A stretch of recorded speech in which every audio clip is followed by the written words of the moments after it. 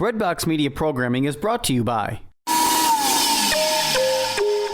Finding someone on an online Catholic dating site shouldn't be like shopping for a blender. So why do most dating sites leave you feeling like you're shopping for a spouse? At Catholic Singles, we connect members through our unique user polls and activities, which help you discover other members and their personalities and interests. Because you're a person, not a profile picture. So stop shopping and start discerning. Trust your love story to the original Catholic dating site and use the promo code REDBOX at checkout for 20% off at CatholicSingles.com.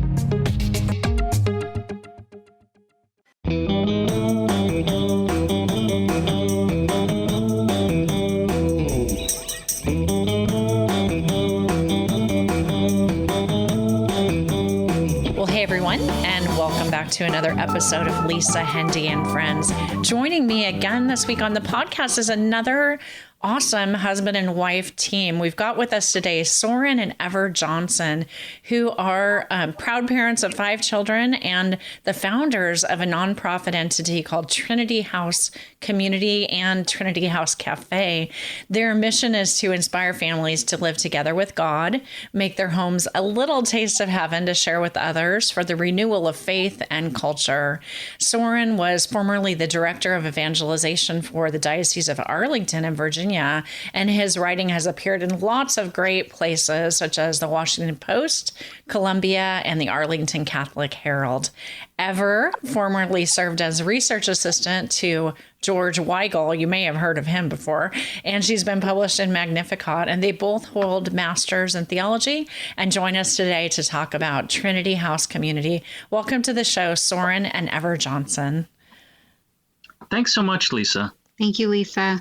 Really a treat. We were introduced by a mutual friend who I greatly respect. And so I'm really excited to learn more about Trinity House. I guess I want to ask, first of all, though, and I'll ask Ever, when I interview married couples, I love to know a little bit more about kind of how you guys met and where you find yourselves in your faith journey and your marriage right now. Oh, great question. Thank you so much for asking. We actually met in Krakow, Poland. At a Catholic social teaching seminar. I was working. It's a seminar that's put on by the think tank that I was working at. And Soren was one of the students who came during the Jubilee year in 2000. So that's where we met and fell in love right away in the romantic city of Krakow. So our faith journey, wow, that's a long and varied question. Let me see, where do we find ourselves in it right now? It's interesting. I was just saying to my sister the other day, I think I'm coming off of 18 years of being under duress, and I'm not sure what to do with myself. So we have 5 kids, and the youngest is now 8. And so everyone, they don't fully take care of themselves, obviously, but no one's about to die if they fall down the stairs or so a lot of that stress has lifted. And also we've been running the cafe in Leesburg for, I guess it's 5.5. Well, we're coming up on the 6-year anniversary of having first signed the lease and worked on the build out. So having the cafe temporarily closed during COVID and just working on the nonprofit it's just so different. So I feel like we're in this moment in our faith journey where we can look back and say, wow, thank you, Lord, for getting us through that. And we're excited about sort of a new life ahead in terms of we have a new assistant manager at the cafe and more work now to do for the nonprofit, whereas we had worked for the cafe a lot in the past 5 years. So I don't know, it's a lot of kind of practical life coming together with spiritual life and feeling grateful, looking back and hopeful about God continuing to work in our lives in the future. That's so beautiful. Soren, I'm kind of curious about, what caused you both to take the leap into what you're doing when you created the community, and exactly what is the community for somebody who's never heard of it before? Sure. Well, we knew actually within weeks of meeting one another back in 2000 that we wanted to do ministry together. And it took us a little while, 6 years or 5 years after we got married, before we founded the nonprofit. But, we weren't at a point yet where we could take it full time. I think over the years, the Lord has just kind of laid it on our hearts. We think often of St. John Paul II's note about the future of humanity passes by way of the family. We love family life. We love encouraging other families, other parents. We see how critical a moment this is in our culture. And we, after a lot of prayer, decided, let's go all in. Let's try to make this work together. And so we, as of last year, both went full time with the nonprofit. And tell us a little bit more about the blueprint of the community.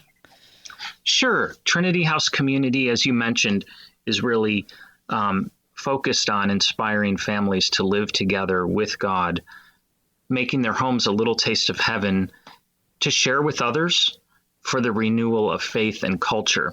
So the blueprint really goes back to the Holy Trinity. The blueprint takes us back to, we're made in the image of God. This Imago Dei is the Imago Trinitatis. We are made in God's image. Far from being just a doctrine that kind of sits up on a shelf, families are actually beautiful icons of the Trinity, this kind of interpersonal love, living for others, mutuality, self-gift, creativity, bondedness, blessing. And we really feel like if families can make this leap and understand how they reflect the Trinity, they can make a huge step forward in their life of faith, in their home, in their confidence in passing on the faith, and their confidence in living it in the community. Now, Ever, I know that you provide so many great resources, and I was spending some time on the website taking a look at things just to kind of get a sense of, what this might look like. But what are some of the initial baby steps for a family that, let's face it, right now we've been with our families a whole lot in the last few months, and some of us are not feeling overly, settled. But what are some baby steps to start living this type of a lifestyle? Well, if we were together, I would show you our flow chart. We have a flow chart that we pass out in our workshops, our Heaven in Your Home workshops. And it kind of gives some very practical steps that you can take. And one thing on the flow chart is what we call cornerstone activities. So for each of the 5 levels of a Trinity house, we suggest just one activity to start building out that level. So in the, of course, the basis of your Trinity house is your faith life, and the cornerstone activity for faith life is just keep the Sabbath holy. And kind of with the idea, if you do this, it is going to lead to development in faith life and to opening up all the different aspects of your faith life. And then the second level is person and relationships, and it has to do with developing the marriage and the children and developing gifts and learning how to communicate with each other. And the suggested cornerstone activity for that level is date night. So just being together with your spouse once a week to build up the marriage as the basis for healthy people and relationships in the family.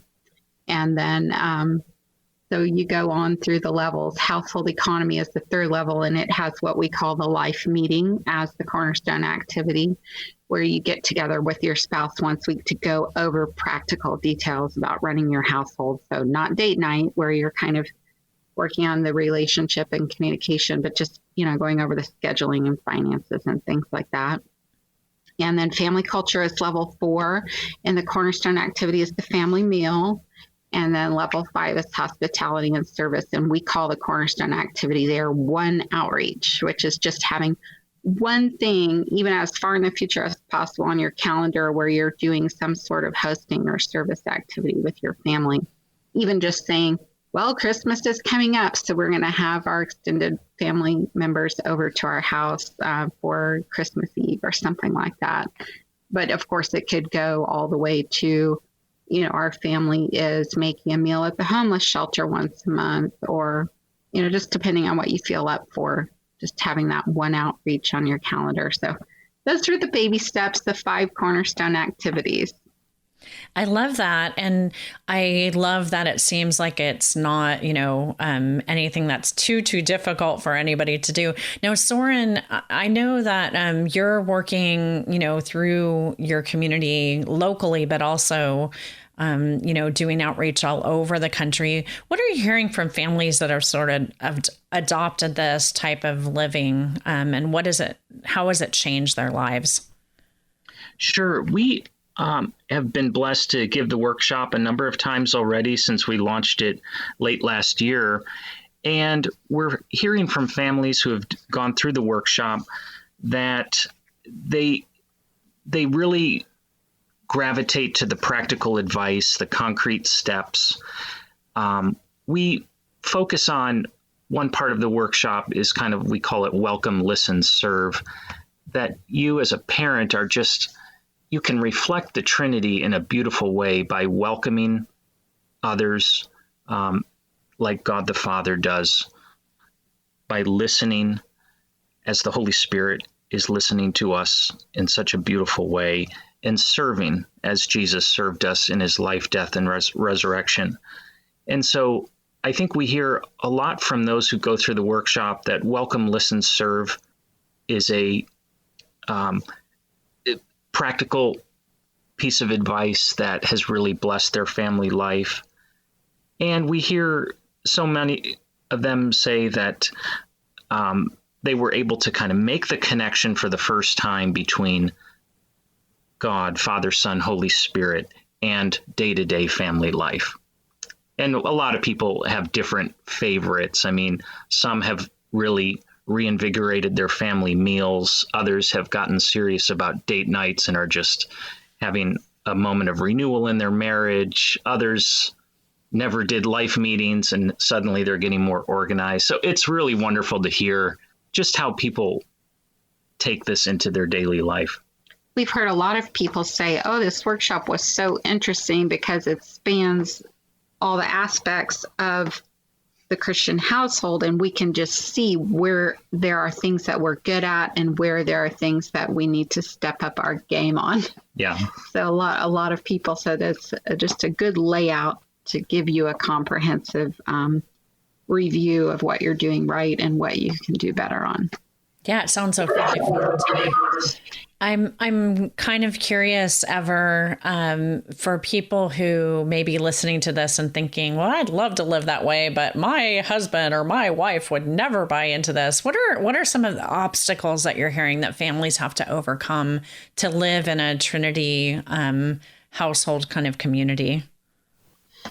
Well, I mean, such a good question. And people always say, bring that up as a question in the workshop. So we have little Q&A sessions between the talks, and that is consistently, people really struggle with not being on the same page. So the thing that I always come back to on the Trinity House, and this is the case for us, so I just say this so naturally, it's such a big project. It's a lifetime project. And we have this tension between this dream or this vision for what we would love to be the full reality on the ground.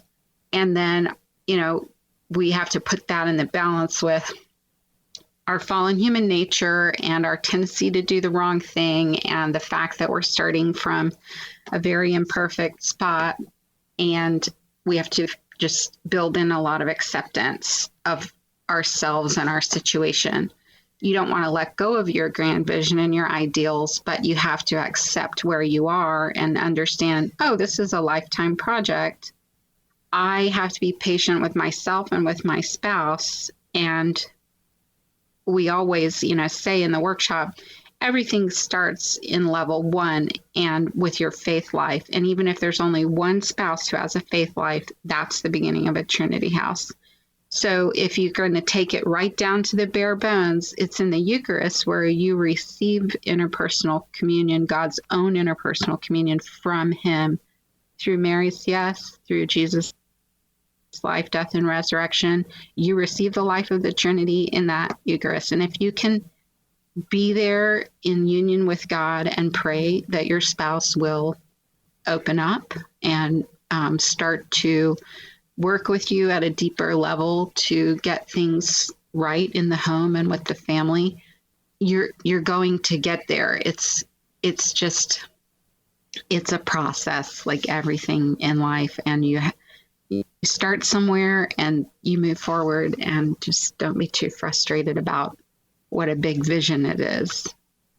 I love that answer. It kind of occurs to me too that there may be components of this that you don't even have to be like an overtly religious person to participate in, like running a family, having that family meeting. You know, that's not something that has to even be very religious in orientation. I'm sure that that's the ideal, but might be a baby step to getting there. Soren, could you kind of let us know, for anybody who's listening that kind of wants to investigate more about this, how they should get started and how the website and your other resources like an upcoming video conference can be helpful to them? Sure. On our website, trinityhousecommunity.org, we have a sign-up area where people can join our weekly Heaven in Your Home letters. This is where Ever and I really reflect on our own experience as parents, on our own Trinity house, our own home in which we have invited the Lord to dwell. And we go through the different levels each month. First week of the month, we look at faith life. Second week, person and relationships, etc.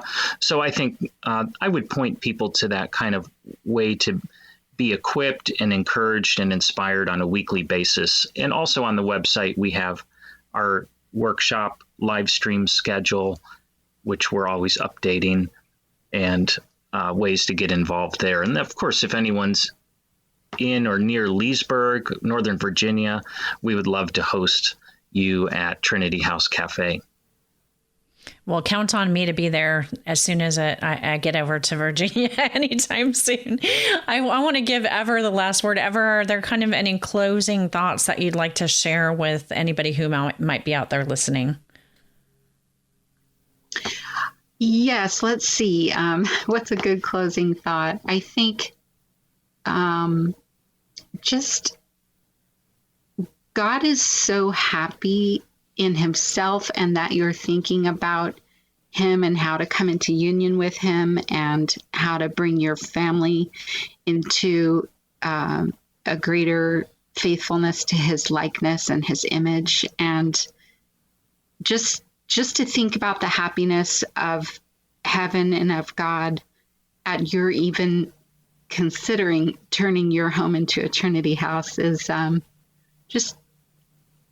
it's very motivating. I mean, we want to be happy. We want to live out a little taste of heaven on earth, and just think about God's happiness and bringing your family into that. I think it's something that we all want. Thank you so much to both of you for your time today and for this beautiful mission that you're sharing with so many. Thank you so much, Lisa. Thank you, Lisa. We really appreciate your time. Well, friends, that is it for this week's episode of Lisa, Hendey and Friends. We're going to have links to Trinity House Community and trinityhousecafe.com. That Trinity House Community is actually trinityhousecommunity.org. Don't worry, though. We'll have those links in our show notes. You can find all that information, plus our past episodes and my contact information, too, at my website, lisahendey.com. If this show has been a gift to you today, please use that share button and share it with a friend and leave us a review just to let us continue to improve the podcast. So grateful, as always, for the gift of your friendship. I hope you have an awesome day. God bless.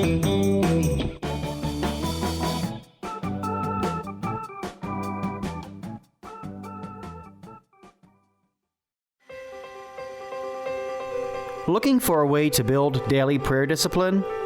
Seen the rise in mindfulness meditation, but not sure if it is possible to meditate in a way that's consistent with your Catholic faith?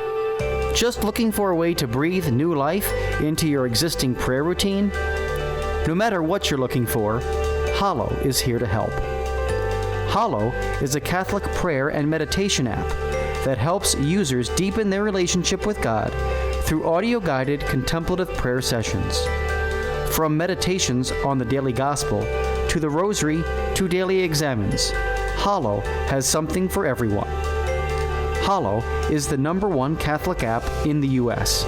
It is free to download and has permanently free content, but you can also check out all of the premium sessions for 30 days, risk-free, by signing up at www.hallow.app/breadbox.